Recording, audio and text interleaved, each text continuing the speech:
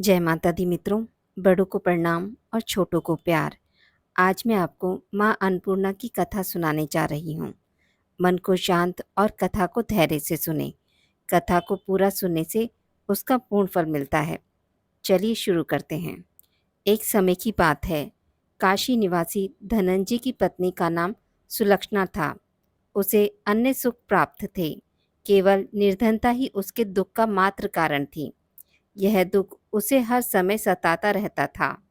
एक दिन सुलक्षणा पति से बोली, स्वामी आप कुछ उघम करो तो काम चले। इस प्रकार कब तक काम चलेगा? सुलक्षणा की बात धनंजय के मन में बैठ गई और वह उसी दिन विश्वनाथ शंकर जी को प्रसन्न करने के लिए बैठ गया और कहने लगा, हे देवादिदेव विश्वेश्वर, मुझे पूजा पाठ कुछ आता नहीं है, केवल आपके भरोसे बैठा हूँ। इतनी विनती करके वह 2-3 दिन भूखा प्यासा बैठा रहा। यह देखकर भगवान शंकर ने उसके कान में अन्नपूर्णा अन्नपूर्णा अन्नपूर्णा इस प्रकार 3 बार कहा। यह कौन क्या कह गया? यही सोच में धनंजय पड़ गया कि मंदिर से आते ब्राह्मणों को देखकर पूछने लगा, पंडित जी अन्नपूर्णा कौन है? ब्राह्मणों ने कहा, तू अन्न छोड़ बैठा है, सो तुझे अन्न की ही बात सूझती है। जा घर जाकर अन्न ग्रहण कर। धनंजय घर गया, स्त्री से सारी बात कही। वह बोली, नाथ चिंता मत करो, स्वयं शंकर जी ने यह मंत्र दिया है, वे स्वयं ही खुलासा करेंगे। आप फिर जाकर उनकी आराधना करो। धनंजय फिर जैसा तैसा पूजा में बैठ गया। रात्रि में शंकर जी ने आज्ञा दी और कहा, तू पूर्व दिशा में चला जा। वह अन्नपूर्णा का नाम जपता जाता और रास्ते में फल खाता, झरनों का पानी पीता जाता। इस प्रकार कितने ही दिनों तक चलता गया। वहां उसे चांदी सी चमकती वन की शोभा देखने में आई।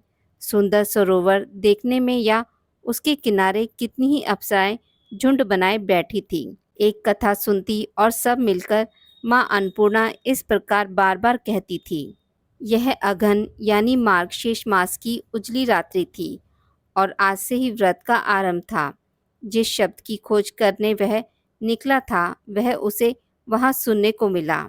धनंजय ने उनसे पास जाकर पूछा, हे देवियों आप क्या करती हो? उन सब ने कहा, हम सब माँ अन्नपूर्णा का व्रत करती हैं। धनंजय ने पूछा, व्रत पूजा करने से क्या होता है? यह किसी ने किया भी है? इसे कब किया जाए?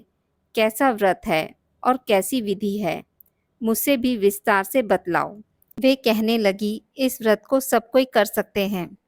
21 दिन के लिए 21 गांठ का सूत लेना चाहिए। 21 दिन यदि ना बने तो एक दिन उपवास करें।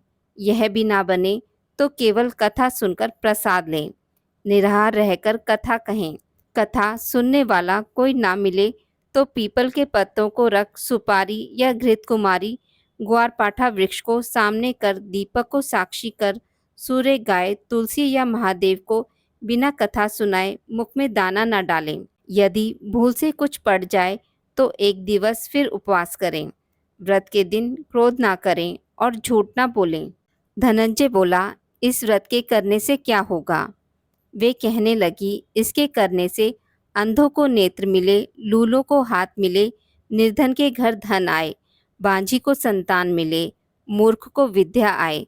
जो जिस कामना से व्रत करे माँ उसकी इच्छा पूरी करती हैं। वह कहने लगा, बहनों मेरे पास भी धन नहीं है, विद्या नहीं है, कुछ भी तो नहीं है। मैं तो दुखिया ब्राह्मण हूँ, मुझे इस व्रत का सूद दोगी? हाँ भाई, तेरा कल्याण हो, हम तुझे अवश्य देंगे। ले इस व्रत का मंगल सूत्र ले। धनंजय ने व्रत किया। व्रत पूरा हुआ। तभी सरोवर में से 21 खंड की सुवर्ण सीढ़ी हीरा मोती जड़ी हुई प्रकट हुई। धनंजय जय जय अन्नपूर्णा कहता जाता। इस प्रकार कितनी ही सीढ़ियां उतर गया तो क्या देखता है कि करोड़ों सूर्य से प्रकाशमान अन्नपूर्णा का मंदिर है। उसके सामने सुवर्ण सिंहासन पर माता अन्नपूर्णा विराजमान है। सामने भिक्षा हेतु शंकर भगवान खड़े हैं। देवांगनाएं चवर डुलाती हैं। कितनी ही हथियार बांधे पहरा देती हैं। धनंजय दौड़कर जगदम्बा के चरणों में गिर गया। देवी उसके मन का कलेश जान गई। धनंजय कहने लगा, माता आप तो अंतर्यामिनी हो, आपको अपनी दशा क्या बताऊं। माता बोली, मेरा व्रत किया है, जा संसार तेरा सत्कार करेगा। माता ने धनंजय की जीवा पर बीज मंत्र लिख दिया। अब तो उसके रोम रोम में विद्या प्रकट हो गई। इतने में क्या दिखता है कि वह काशी विश्वनाथ के मंदिर में खड़ा है। माँ का वरदान ले धनंजय घर आया। सुलक्षणा से सब बात कही। माताजी की कृपा से उसके घर में संपत्ति उमड़ने लगी। छोटा सा घर बहुत बड़ा गिना जाने लगा। जैसे शहद के छत्ते में मक्खियाँ जमा होती हैं, उसी प्रकार अनेक सगे संबंधी आकर उसकी बड़ाई करने लगे। कहने लगे, इतना धन और इतना बड़ा घर, सुंदर संतान नहीं तो इस कमाई का कौन भोग करेगा। सुलक्षणा से संतान नहीं है, इसलिए तुम दूसरा विवाह करो। अनिच्छा होते हुए भी धनंजय को दूसरा विवाह करना पड़ा और सती सुलक्षणा को सौत का दुख उठाना पड़ा। इस प्रकार दिन बीतते गए। फिर अघन मास आया। नए बंधन से बंधे पति से सुलक्षणा ने कहलवाया कि हम व्रत के प्रभाव से सुखी हुए हैं, इस कारण यह व्रत छोड़ना नहीं चाहिए। यह माता जी का प्रताप है जो हम इतने संपन्न और सुखी हैं।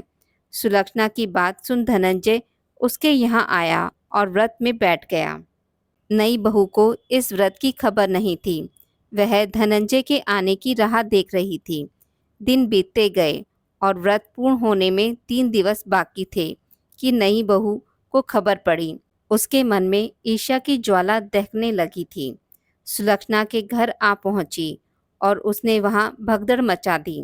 वह धनंजय को अपने साथ ले गई।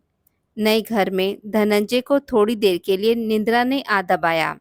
इसी समय नई बहू ने उसका व्रत का सूत तोड़कर आग में फेंक दिया। अब तो माता जी का कोप जाग गया। घर में अकस्मात आग लग गई। सुलक्षणा जान गई और पति को फिर अपने घर ले आई। नई बहू रूठकर पिता के घर जा बैठी।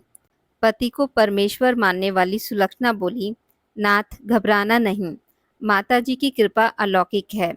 पुत्र कुपुत्र हो जाता है पर माता कुमाता नहीं होती। अब आप श्रद्धा और भक्ति से आराधना शुरू करो, वे जरूर हमारा कल्याण करेंगी। धनंजय फिर माता के पीछे पड़ गया। फिर वही सरोवर सीढ़ी प्रकट हुई। उसमें माँ अन्नपूर्णा कहकर वह उतर गया। वहां जा माता जी के चरणों में रुदन करने लगा। माता प्रसन्न हो बोली, यह मेरी स्वर्ण की मूर्ति ले, उसकी पूजा करना, तू फिर सुखी हो जाएगा। जा, तुझे मेरा आशीर्वाद है। तेरी स्त्री सुलक्षणा ने श्रद्धा से मेरा व्रत किया है, उसे मैंने पुत्र दिया है। धनंजय ने आंखें खोली तो खुद को काशी विश्वनाथ के मंदिर में खड़ा पाया। वहां से फिर उसी प्रकार घर को आया। इधर सुलक्षणा के दिन चढ़े और महीने पूरे होते ही पुत्र का जन्म हुआ। गांव में आश्चर्य की लहर दौड़ गई। इस प्रकार उसी गांव के निसंतान सेठ के पुत्र होने पर उसने माता अन्नपूर्णा का मंदिर बनवा दिया। उसमें माताजी धूमधाम से पधारी, यज्ञ किया और धनंजय को मंदिर के आचार्य का पद दे दिया। जीविका के लिए मंदिर की दक्षिणा और रहने के लिए बड़ा सा सुंदर भवन दिया। धनंजय स्त्री पुत्र सहित वहां रहने लगा। माताजी की चढ़ावे में भरपूर आमदनी होने लगी। उधर नई बहू के पिता के घर डाका पड़ा, सब लूट गया। वे भीख मांगकर पेट भरने लगे। सुलक्षणा ने यह सुना तो उन्हें बुला भेजा, अलग घर में रख लिया और उनके अन्न वस्त्र का प्रबंध कर दिया। धनंजय, सुलक्षणा और उसका पुत्र माताजी की कृपा से आनंद से रहने लगे। माताजी ने जैसे इनके भंडार भरे वैसे सबके भंडार भरे। बोलिए माता अन्नपूर्णा की जय। आज की इस वीडियो में बस इतना ही। मित्रों, अगर आपको मेरी वीडियोस पसंद आती हैं तो इसे लाइक और शेयर ज़रूर करें और पूजा पाठ से जुड़ी जानकारी के लिए मेरे चैनल को सब्सक्राइब करना ना भूलें। धन्यवाद।